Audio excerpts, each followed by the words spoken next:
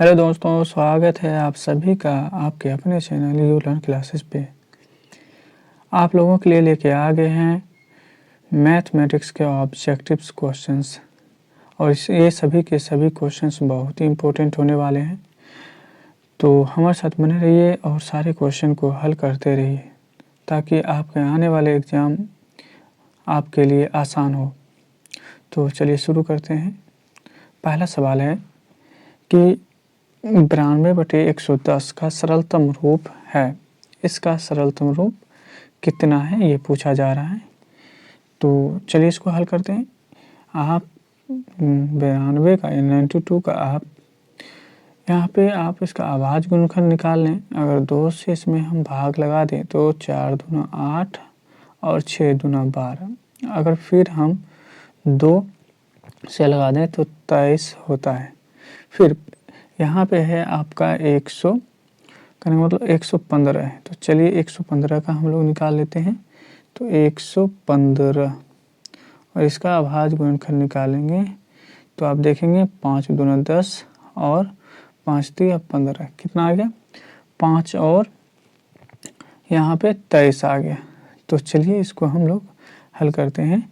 अब देखिए करना क्या है आपको, 92 को आप लिख सकते हैं 2 गुना 2 गुना 23। ओके, एंड नीचे में आप 115 को लिख सकते हैं 5 गुना 23।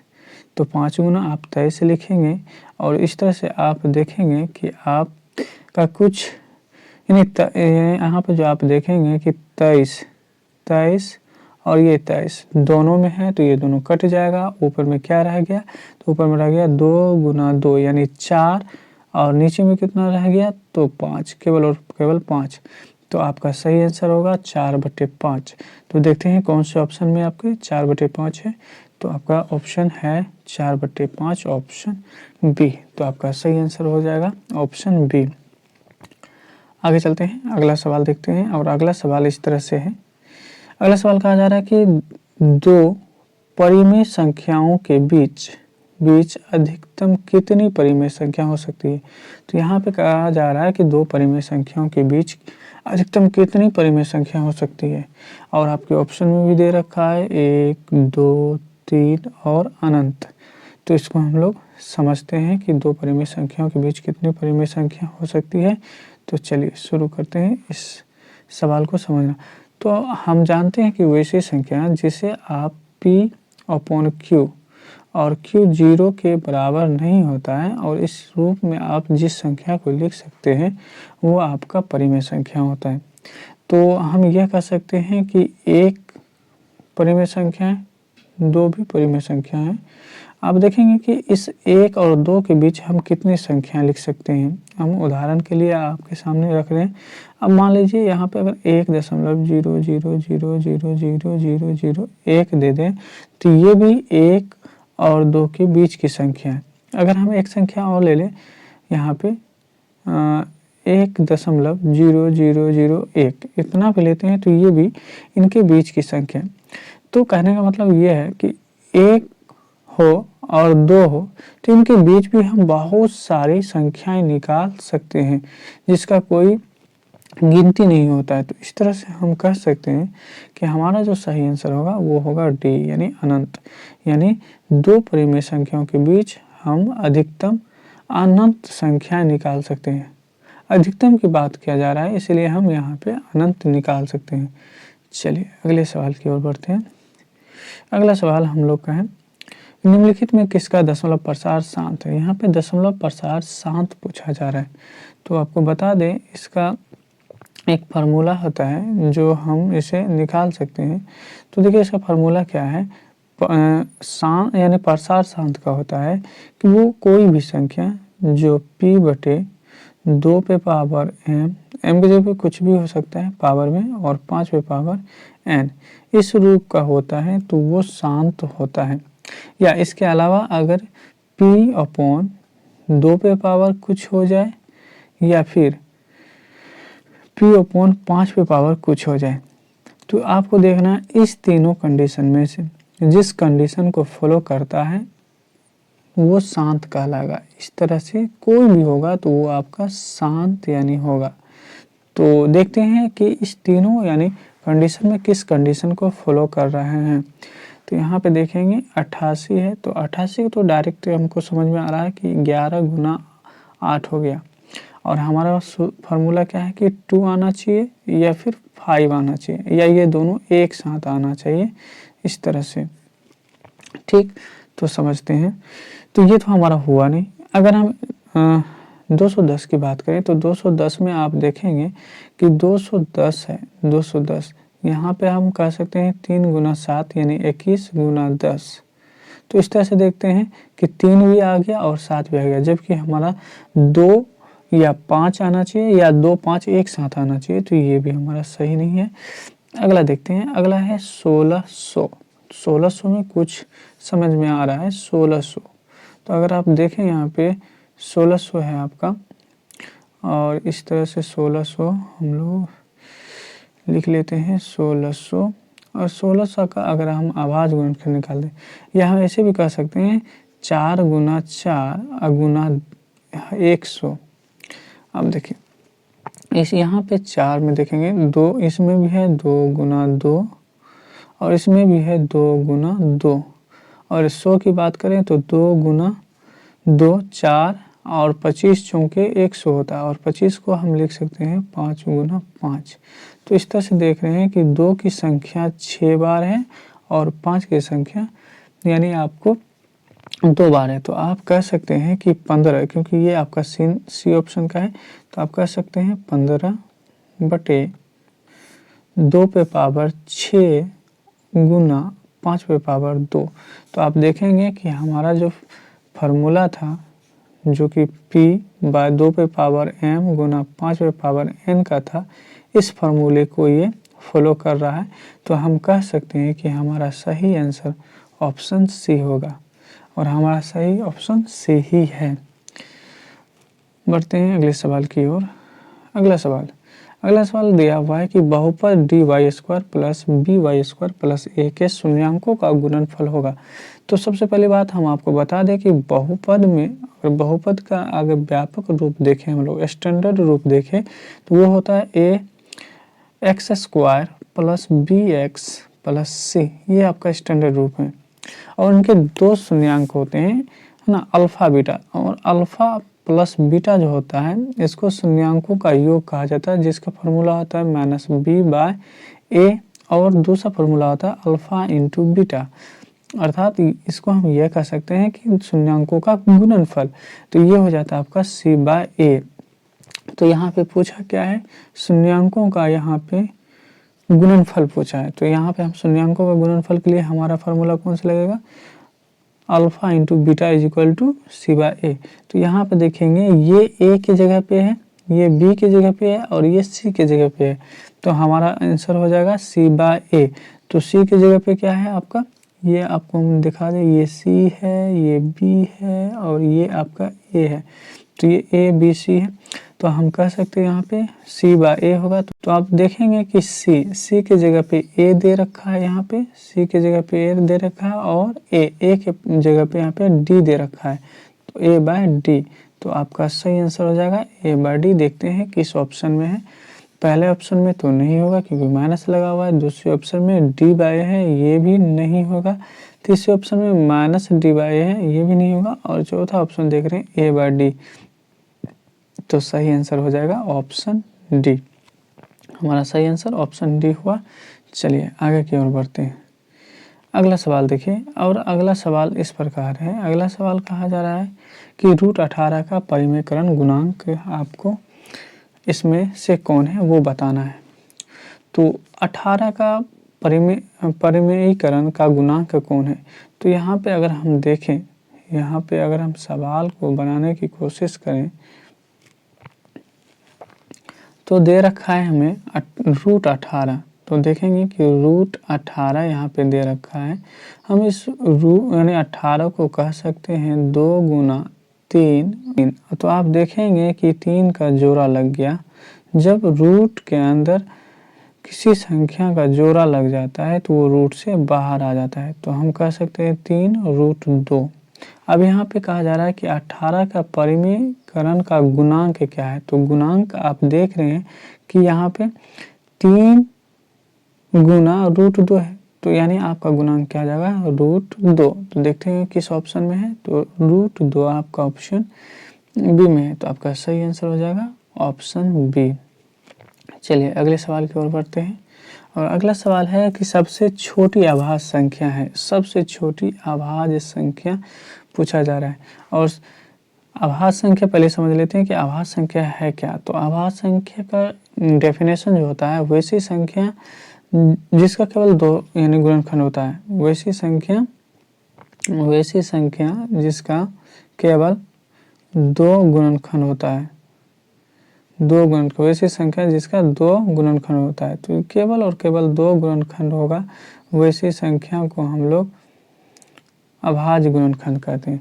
या इसको हम ऐसे भी समझते हैं कि वैसी संख्या जिसमें 2 यानी खुद से और 1 से यानी पूरा भाग लगता है, वो आपका अभाज्य संख्या होता है। जैसे कि बात कर ले तो हम लोग कहते हैं 2, 3, 5, 7, 11 है। तो आप देखेंगे कि इस तरह की जो संख्याएं हैं, इसमें केवल 2 ही गुणनखंड है, क्योंकि 1 से इसमें पूरा भाग लगेगा या 2 से ही लगेगा, इसमें भी 1 से लगेगा या 3 से लगेगा, इसमें भी देखेंगे तो 1 से या 5 से, इसमें भी देखेंगे 1 से या 7 से। तो इस तरह की संख्या जिसमें केवल 2 गुणनखंड होता है, वो आपका अभाज्य संख्या कहलाता है। तो देखते हैं इसमें वो कौन सी अभाज्य संख्या है। और यहाँ पे छोटा यानी सबसे छोटी पूछा जा रहा है, तो इस पे आप ज़्यादा ध्यान देंगे, क्योंकि हमारे जो सबसे छोटी अभाज्य संख्या होता है वो 2 से स्टार्ट होता है, 2, 3, 5 इस तरह से। अगर आपसे सबसे छोटी अभाज्य संख्या पूछे तो आपका आंसर 2 होगा। यदि आपसे सबसे छोटी और सम अभाज्य संख्या पूछे, फिर भी आपका 2 ही आंसर होगा। तो बढ़ते हैं, देखते हैं कौन सा ऑप्शन आपका सही है। तो सबसे छोटी अभाज्य संख्या पूछा जा रहा है, तो सबसे छोटी अभाज्य संख्या 2 है। चलिए अगले सवाल की ओर बढ़ते हैं, और अगला सवाल है कि a बराबर BQ + R, जहाँ a और b धनात्मक पूर्णांक हो तो देखिए ये एल्गोरिथम का यानी ये थ्योरम है। तो इस थ्योरम में हम जानते हैं कि a बराबर BQ + R, तो आपका b जो होगा ना वो हमेशा बड़ा होगा r से, b जो होगा हमेशा बड़ा होगा r से। तो देखते हैं किस ऑप्शन में है b r से बड़ा है, तो आप देखेंगे b जो है r से बड़ा है ऑप्शन c में। तो हम कह सकते हैं इस तरह से हमारा सही आंसर c है। तो चलिए अगले सवाल को हल करते हैं, और अगला सवाल आप देखें। अगला सवाल कहा जा रहा है कि निम्नलिखित में परिमेय संख्या है, कौन सा परिमेय संख्या है। तो इससे पहले एक छोटा सा इन्फॉर्मेशन हम लोग समझ लेते हैं इसके बारे में कि देखिए यहाँ पे 2 क्या है, तो 2 एक परिमेय संख्या है, 2 एक परिमेय संख्या है। और यहाँ पे हम ले लेते हैं √2, एक यानी एग्जाम्पल के लिए हम लिए हैं ताकि इस चीज़ को समझ पाएँ।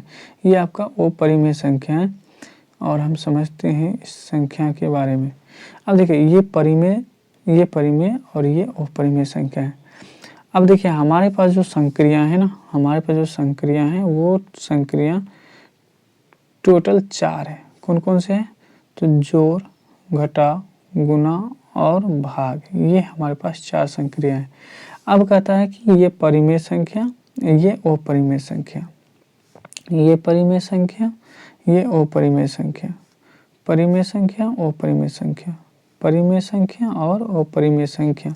अब कहता है इसके बीच जोड़ हो, घटाव हो, गुणा हो या भाग हो। तो एक परिमेय संख्या और एक अपरिमेय संख्याओं के बीच चाहे वो जोड़ का रिलेशन हो, घटाव का रिलेशन हो, गुणा का रिलेशन हो या भाग का रिलेशन हो, हर एक परिस्थिति में इसके जो फल आएंगे ना, इनके जो रिजल्ट आएंगे वो आपका अपरिमेय संख्या ही होगा। क्या होगा, वो अपरिमेय संख्या ही होगा। ये ऐसे भी आप समझ सकते हैं कि परिमेय संख्या और अपरिमेय संख्या का योगफल है ना, और अंतर, गुणनफल और भागफल हमेशा आपका अपरिमेय संख्या ही होता है। तो इस बात को आप याद रखेंगे। तो यहाँ पे कहा जा रहा है कौन यहाँ पे परिमेय संख्या पूछा जा रहा है। तो अब यहाँ पे देखिए ये एक परिमेय है, एक अपरिमेय है, तो ये आपका परिमेय होगा नहीं, क्योंकि एक परिमेय संख्या और एक अपरिमेय संख्याओं का योगफल अपरिमेय संख्या होता है। और यहाँ पे देखेंगे ये तो √7 है, तो √7 रूट से बाहर नहीं आएगा, तो ये भी आपका परिमेय संख्या नहीं है। अब यहाँ पे √8 है, तो √8 है, तो √8 को हम इस तरह से लिख सकते हैं 2 × 2 × 2, यानी 2 दूना 4 दूना 8। अब इसको देखेंगे कि ये पेयर हो गया, तो ये रूट के बाहर, लेकिन 2 रूट ये लगा ही रहेगा, तो इसका मतलब परिमेय संख्या और अपरिमेय संख्याओं का ये गुणनफल है, तो ये भी आपका अपरिमेय संख्या होगा। ये आपका सही आंसर नहीं है, तो आपका सही आंसर डी हो जाएगा, क्योंकि ये तीनों ऑप्शन जब गलत है तो डी आपका सही ही होगा। चलिए इसको भी हल कर लेते हैं। 6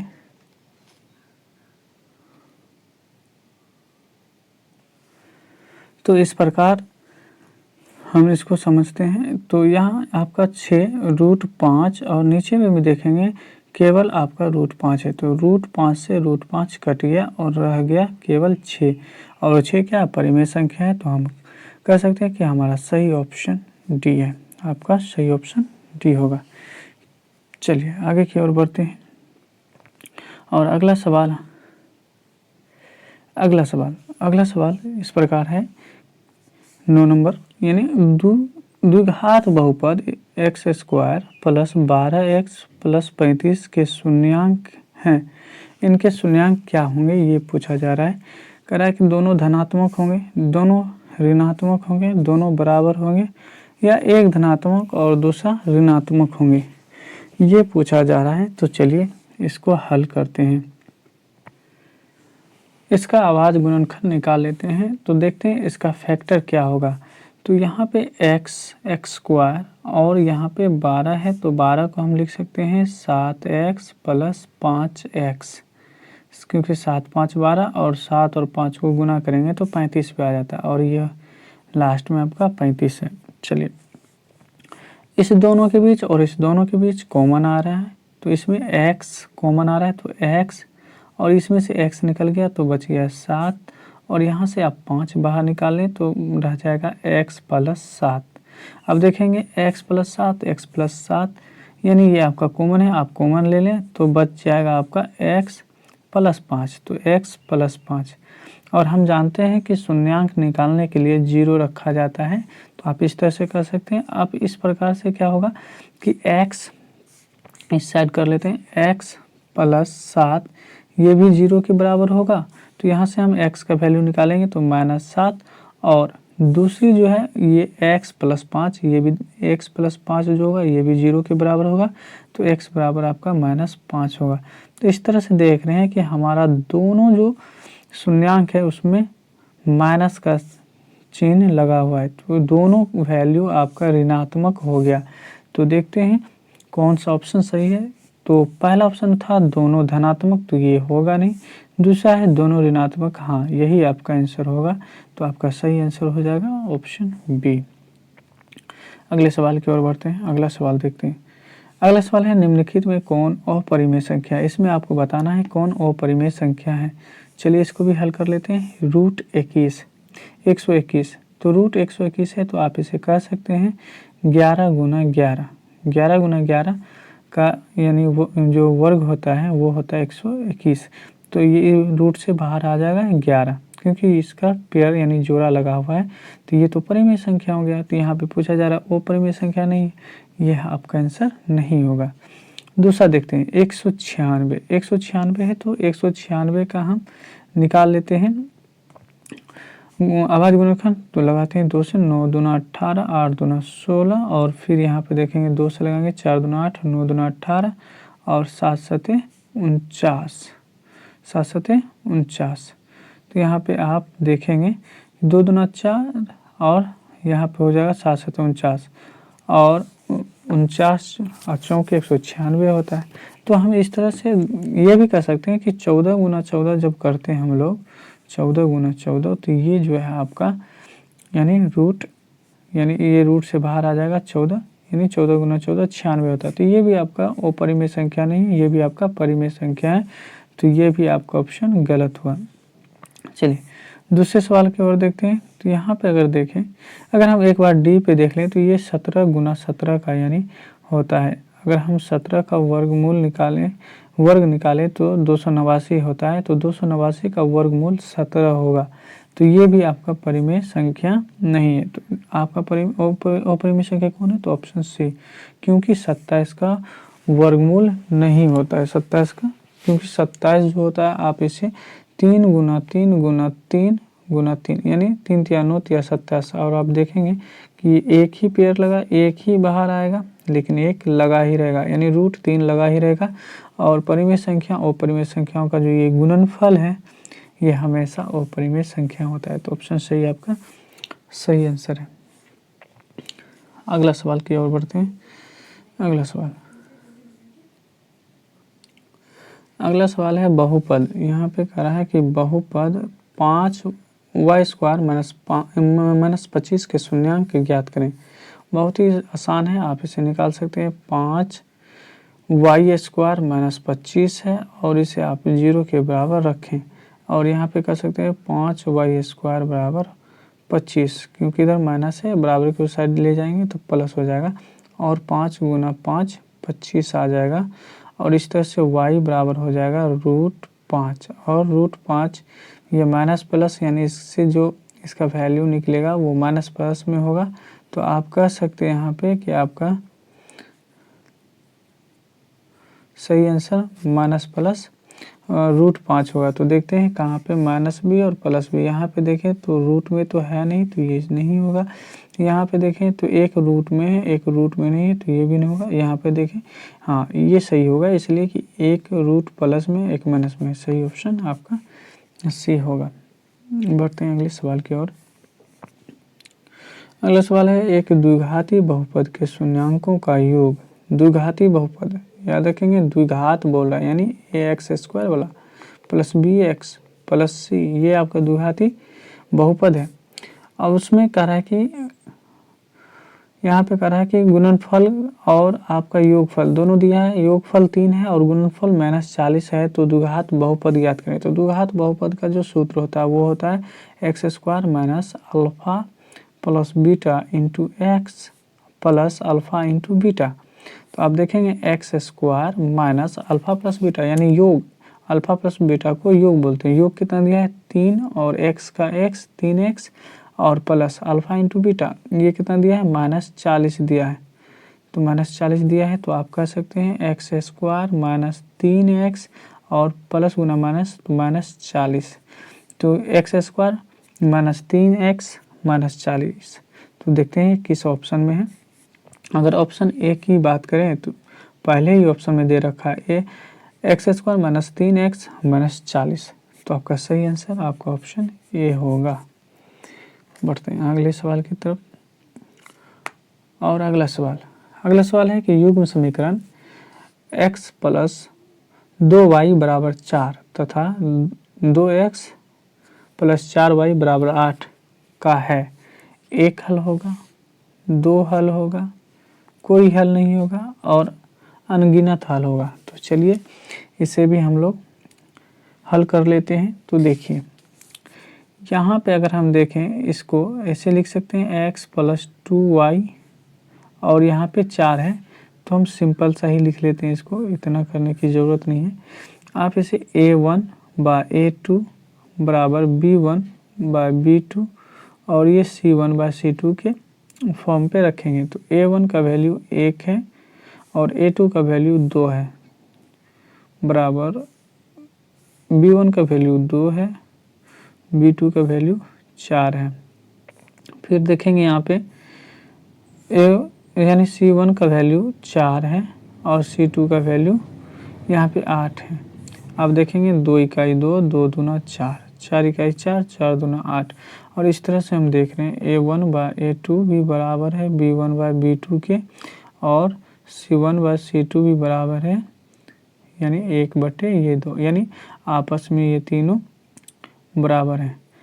जब ये आपस में तीनों बराबर हैं तो हम कह सकते हैं कि a1 बाय a2 यानी a1 bye a2 bye b1 b2 बराबर c1 बाय c2। ये आपस में जब बराबर होते हैं तो इनके हलों की संख्या जो होती है अनगिनत होती है। तो सही आंसर हो जाएगा आपका ऑप्शन डी।